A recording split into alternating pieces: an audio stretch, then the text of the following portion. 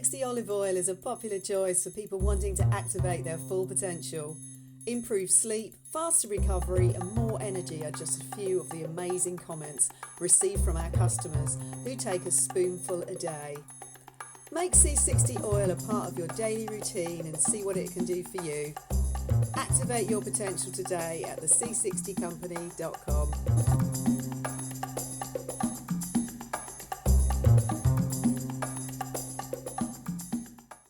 And what I want to do first is I want to get the British election news out of the way, because the parties have obviously been having their say. And so this is basically what's happened. You're horrible. No, you're horrible. No, you're horrible. No, you are. Okay. So that's the election news for this week, and probably every other till we have the election on December the 12th. So I hope that's brought you up to date. And we'll move on to other things. Starting with Gaza. What is happening and has happened in Gaza and the occupied Palestinian territories occupied by the Israeli government military since Israel was founded in 1948 has been a genocidal drip, drip, drip. Week after week, month after month, year after year, decade after decade. It started with horrific violence by the ultra-Zionist terror groups, which I document in detail in books like The Trigger. And that horrific violence, I mean, you just have to see what happened to be utterly disgusted. Caused something like 750,000 Palestinians to flee their homes and flee their own land to protect themselves from ultra-Zionist terror groups, which became the Israeli military, the Israeli Defense Forces, and became Mossad. And the plan from the start was to remove Palestinians from that land and take it over as part of a project called the Greater Israel Project, which is a plan to occupy all the lands that are perceived to be the biggest extent of biblical Israel. Now, anyone who's read my books will see that the whole story of Israel in the Bible, on which the current Israel is founded and justified, is a load of old nonsense. And like I say, I've written about that in detail elsewhere, not least in The Trigger. But in the fantasy world that the death cult known as Sabbatean Frankism, which again I go into in detail in The Trigger, the fantasy world that has created in the minds of so many means that many people believe that the Israel of today is simply the birthright of those that go back to the Israel of yesterday. It's all a fantasy. It's all a hoax. But this historic claim to the lands of Palestine is what is driving and justifying this genocidal ongoing war against Palestinian people. Every now and again, every few years, there is a massive bombardment of Gaza, which is little more than an open-air prison camp, surrounded by fences, policed by the Israeli army, and the most populated piece of real estate in the world. So every now and again, if that's not bad enough, the big, brave men and women of Israel, under orders from their far, far, far right Sabbatean Frankist controlled government, whether it's Netanyahu or Benny Gantz, his opponent, just the same. Do you want this psychopath or do you want that psychopath? Okay, put your cross here. And this has created a living catastrophe in Gaza. Just as, although they're not bombing the West Bank because they would bomb so many of their own people because of the enormous expansion of Jewish-only settlements, not racist or anything, in the illegally occupied West Bank, while the world looks on and does nothing. United Nations, where are you? Silence. Although they're not bombing the West Bank as they are Gaza, they are completely taking it over in ever faster steps, simply by concreting it over for Jewish-only settlements. And it's only a matter of time, it only ever is,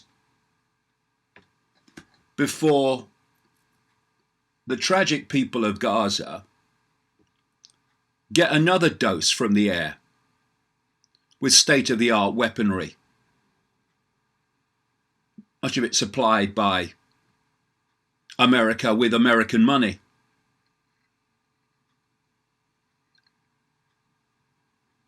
We have, for instance, a president in Trump who is owned by Israel. That's why Israel has got everything it demands since Trump came to power, moving of the embassy, targeting financially Palestinians and Palestinian refugees as a result of the reign of terror against them when Israel was bombed into existence. We have this Israel-centric, Israel-owned president in Trump who will be obviously running at the next election unless something gets in the way. And this week, it's become pretty clear that Michael Bloomberg has, he's the former mayor of New York. Michael Bloomberg, an ultra Zionist and multi-billionaire. And he's added his name to the Democratic primary ballot in Arkansas as he continues with what is called his strong consideration of running for president. He's not officially said he'll run in 2020, but he's acknowledged that he's considering doing that and qualified this week for the Alabama ballot. So you're a Palestinian and you're looking at and I'm going to extend this now sorry, to, I've got the biology.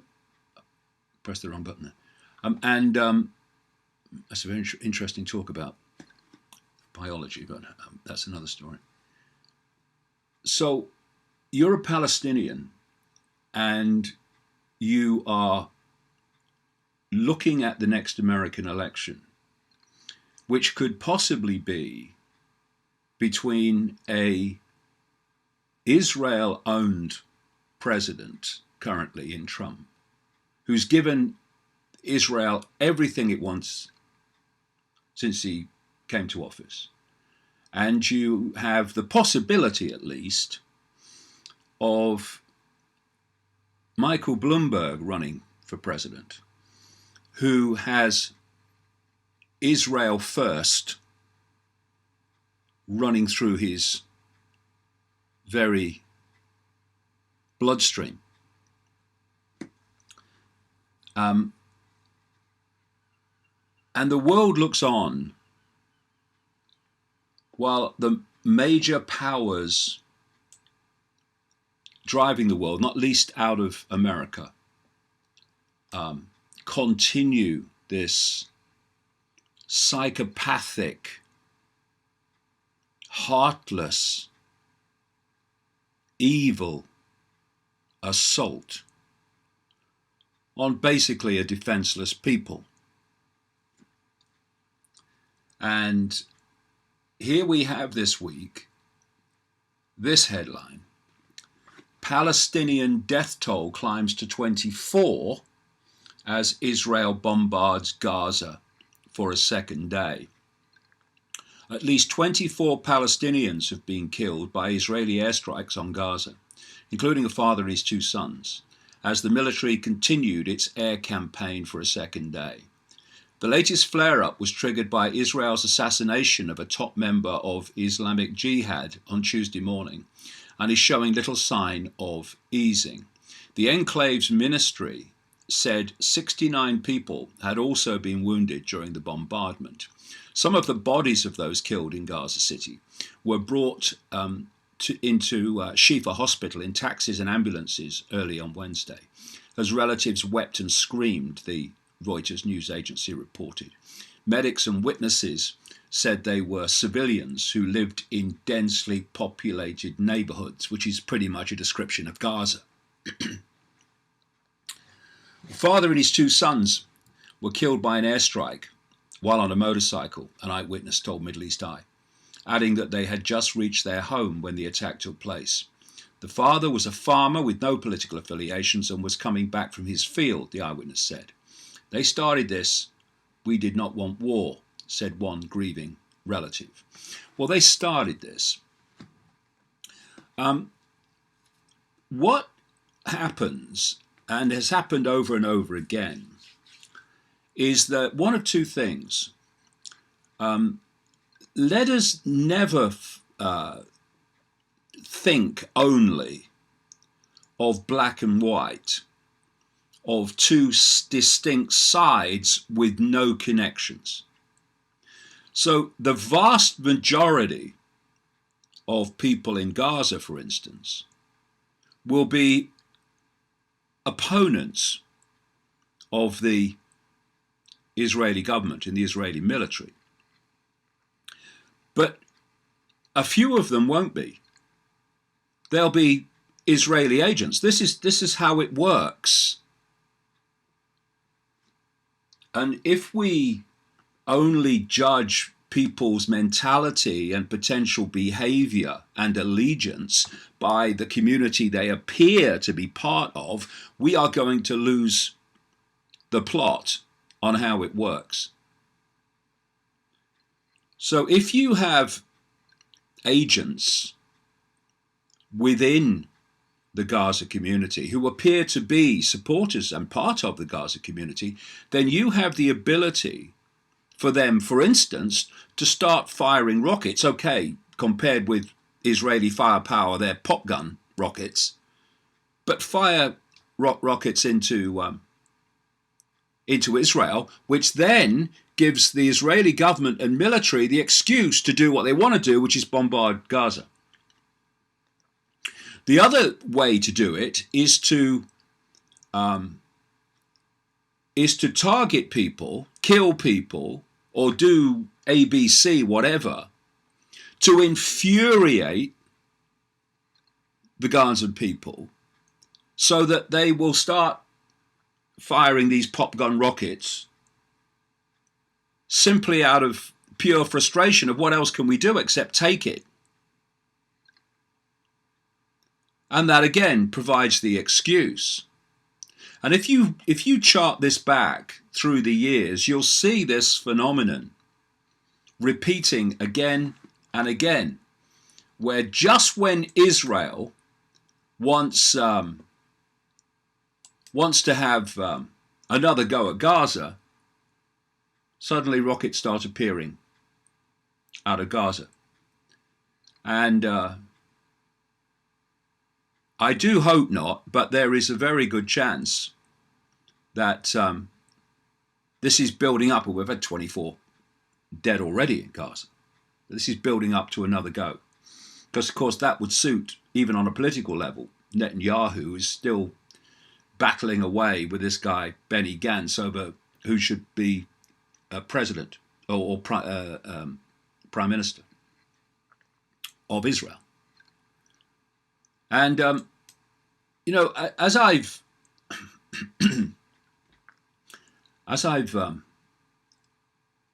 detailed at great length in The Trigger,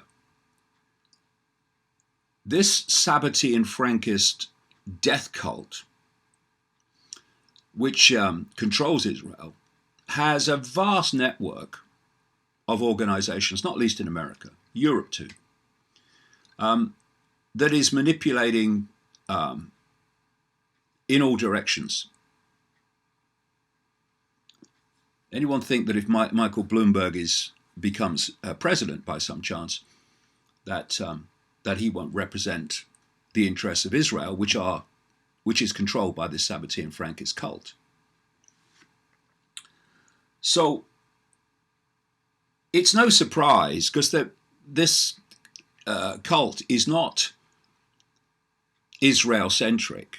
This is not about Jewishness. In fact, this cult, as I show in The Trigger, actually hates Judaism and hates Jewishness. But it poses as the opposite so it can infiltrate Israeli society, which it did long before Israel was created, in terms of Jewish communities. And infiltration is its modus operandi. Same cult has infiltrated the Vatican, has infiltrated other religions, has infiltrated politics. And it poses as Jewish because then when people start uncovering the truth about it, they can claim it's anti-Semitism, which is why the definition of anti-Semitism is getting wider and wider and wider. It's to protect this cult, not Jewish people, to protect this cult from exposure. So it was no surprise to see this headline this week. The Houthis are preparing for a planned Israeli attack on Yemen. Why would Israel want to attack Yemen when the people of Yemen are being destroyed by the constant bombardment from Saudi Arabia and the so-called coalition, the other tyrannies like the United Arab Emirates, etc.? And why, while this is happening with American weaponry and support?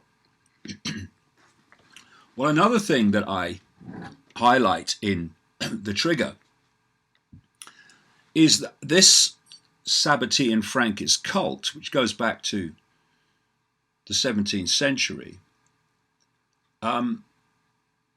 also manifested as the Saudi royal family.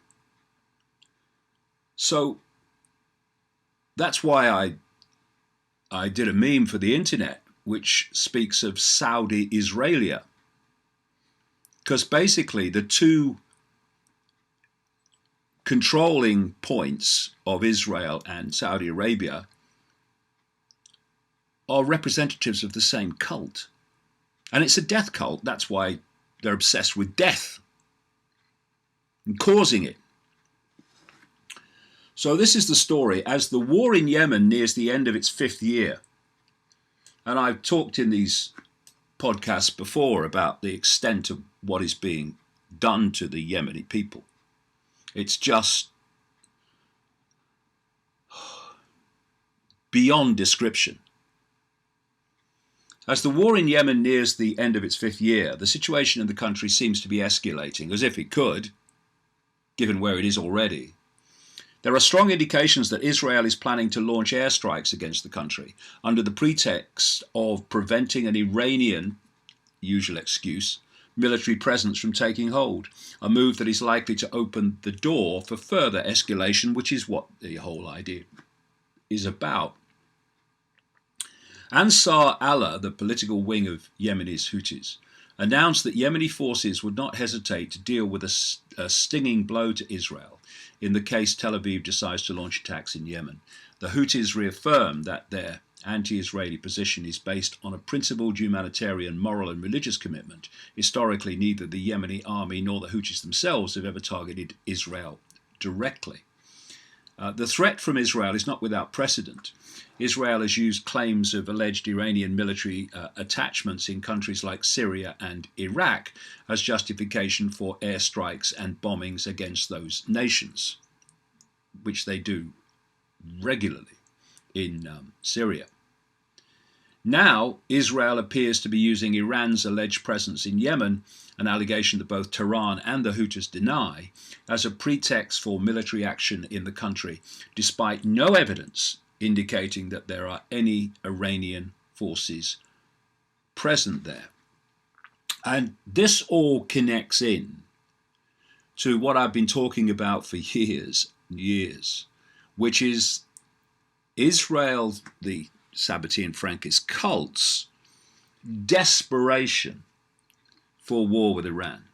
In other words, manipulating America through its vast network in America to have war with Iran, which that we came so close to this year. In fact, the planes were in the air before Trump apparently called them off. And like I said at the time, Trump is apparently a big watcher of Fox News. Fox News is appalling, but there is one presenter, though I do not agree with anything like all he says, but one presenter who is willing to ask big questions that others in the mainstream media in America are not willing to ask. And it's a guy called Tucker Carlson. And he said just before Trump called off that attack on Iran, that if it went ahead, then Trump would take the consequences at the ballot box, because so many voted for Trump because Trump said he wanted to stop being part of invading other countries. But of course, under Trump, it's just gone on. It's gone on in other ways. The troops stay where they were located, overwhelmingly. He says he wants to bring them back, but there's pressures not to do that. But Trump's biggest form of war against other countries is sanctions, economic war, and covert war, which is what we're seeing in Venezuela and what we've seen this week. I'll come to that in Bolivia. So this thing with Yemen and Iran is all part of this Sabbatean Frankist ambition, desperation to have war with Iran. And so far, thank goodness, it's been stopped, but they're still working on it. And if you have war with Iran, then you start pulling in Russia, you start pulling in China, and away we go. So that's what's happening in Israel at the moment, and that's what's happening in Gaza. And as always in Gaza, it's stomach churning.